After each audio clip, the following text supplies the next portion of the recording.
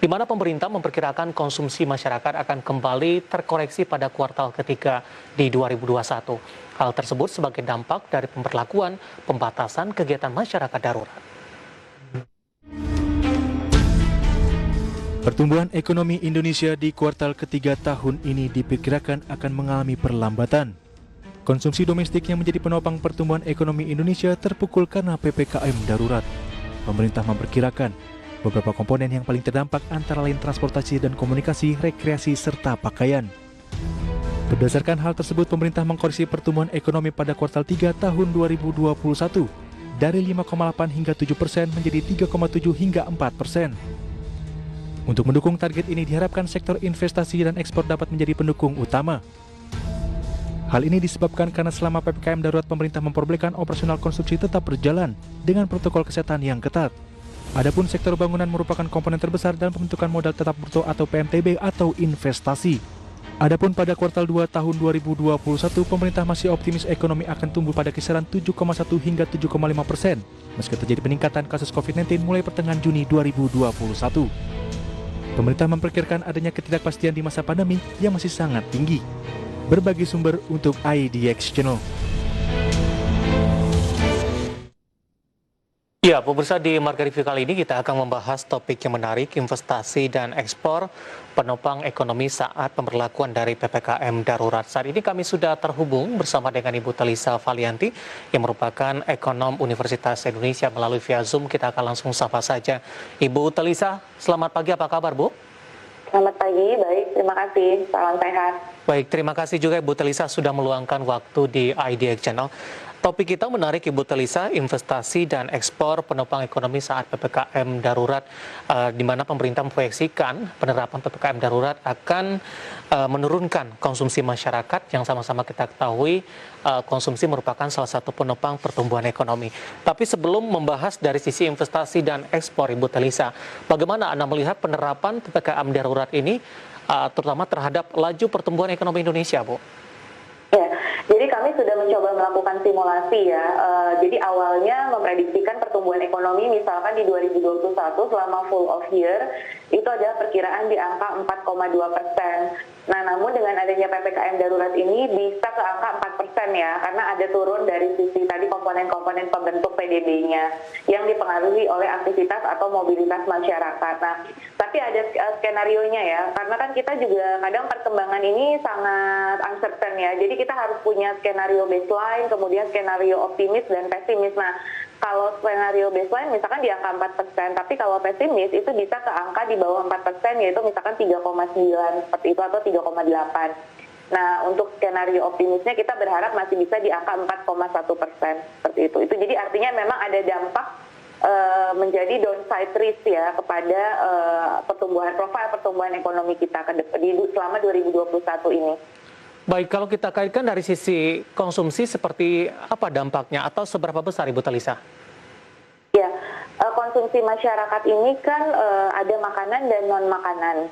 Nah, yang akan terdampak banyak itu adalah tentunya konsumsi yang non-makanan di luar kesehatan ya. Nah, di dalam non-makanan itu kan ada kesehatan. Nah, kalau kesehatan itu seharusnya meningkat gitu ya di saat pandemi. Cuma yang non-makanan di luar kesehatan itu yang cenderung akan mengalami penurunan. Nah, itu yang menopang ya. Jadi misalkan konsumsi masyarakat terkait dengan kegiatan leisure dan lain sebagainya itu kan akan berkurang. Nah, itu yang akan menekan konsumsi kita seperti itu. Karena sebenarnya kan masyarakat kita itu komposisinya sebelum pandemi itu sudah mulai shifting dari makanan ke non-makanan. Nah, tapi dengan adanya pandemi itu agak ada perubahan lagi karena makanan kan menjadi yang kebutuhan pokok ya.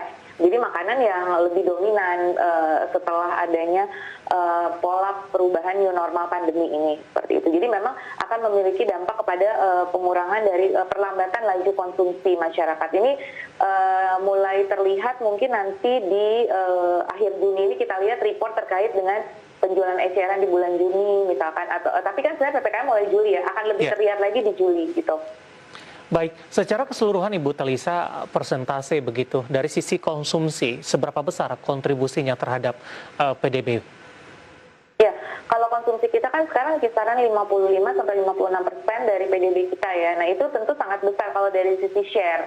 Nah, karena pertumbuhannya melambat, otomatis karena share-nya itu besar ya, itu akan cukup berdampak begitu. Jadi memang karena komponen dia lebih dari 50% ya, tentunya itu akan mempengaruhi secara umum keseluruhan pertumbuhan ekonomi kita. Nah, makanya tadi isu mengenai bahwa kita harus mencari nih bagaimana. Nah, tapi pemerintah sebetulnya udah aware dengan ini, Mas. Dalam arti bahwa ini karena konsumsi kita besar, karena dampaknya besar ke pertumbuhan ekonomi, harus ada bantalan untuk menjaga agar konsumsi tersebut tidak terlalu drop. Jadi ada consumption smoothing di situ dengan adanya bansos dan perlindungan sosial lainnya untuk mendorong agar konsumsinya itu tidak terlalu drop seperti itu. Baik, penyaluran konsumsi Ibu Telisa ini bukan kali pertama dilakukan pemerintah. Sebelumnya juga sudah dilakukan.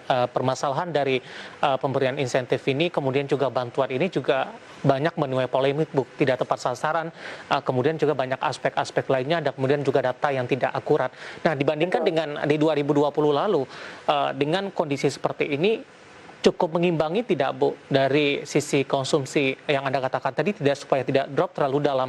Tapi permasalahannya tidak tepat sasaran begitu dalam hal ini. Ya, ketidaktepatan sasaran itu sudah dibahas juga, Mas, di tingkat pemerintah, dan itu sudah dilakukan berbagai cara, yaitu salah satunya adalah memperbaiki data DTKS, data terpadu kesejahteraan sosial. Jadi ini berupaya dengan Pemda, antara pemerintah pusat dan Pemda, juga melibatkan tokoh-tokoh masyarakat untuk memperbaiki ketidaktepatan itu pasti selalu ada. Apalagi kan istilahnya kita memang sebagai negara berkembang ini kan istilahnya belum terlalu lama ya menerapkan bansos ini ya, sekitar tahun 2000, artinya dibandingkan negara-negara maju yang sudah puluhan atau ratusan tahun. Nah, kita memang terus berupaya. Jadi memang kuncinya adalah perbaikan data DTKS, terus kemudian juga mengusulkan agar, karena ini kendala DTKS salah satunya dari NIK. Banyak masyarakat kita juga yang belum memiliki kartu tanda penduduk atau kartu identitas. Itu juga yang menjadi permasalahan. Terus kemudian ada masalah lain yang kita temukan, kan ada penduduk yang mengalami urbanisasi atau berpindah tempat di antara lokasi KTP dengan lokasi itu. Nah, itu harus disinkronkan datanya. Nah, itu yang terus berupaya untuk diperbaiki gitu, agar ini lebih tepat sasaran. Ada survei-survei yang dilakukan misalkan oleh lembaga-lembaga survei, itu memang ketidaktepatan sasaran itu ada, tapi semakin lama itu semakin berkurang. Nah, itu yang diupayakan. Nah, tapi perlu skema lain memang. Kami sadari bahwa kita tidak hanya bisa mengandalkan kepada DTKS, yaitu bantuan-bantuan misalkan melalui organisasi kemasyarakatan atau lingkungan-lingkungan RT setempat, itu juga perlu ya. Artinya perlu ada suatu mekanisme tambahan agar bantuan, ada selain BSP yang sudah rigid kepada DTKS, ada juga bantuan-bantuan yang sifatnya mungkin tidak berbasiskan kepada DTKS itu, tapi memang dibutuhkan oleh masyarakat.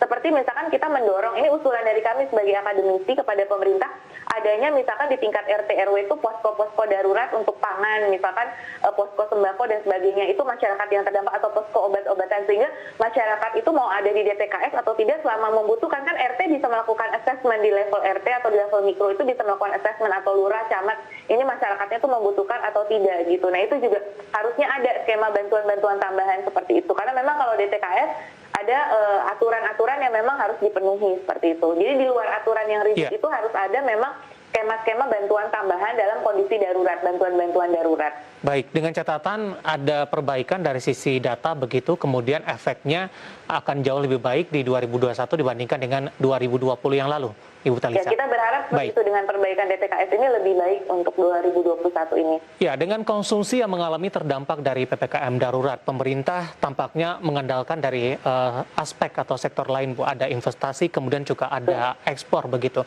Kita akan coba bahas dari sisi investasi terlebih dahulu. Dengan perkembangan yang terjadi saat ini, kemudian juga adanya pandemi, apakah investasi bisa cukup diandalkan, Bu, untuk menopang dari pertumbuhan ekonomi?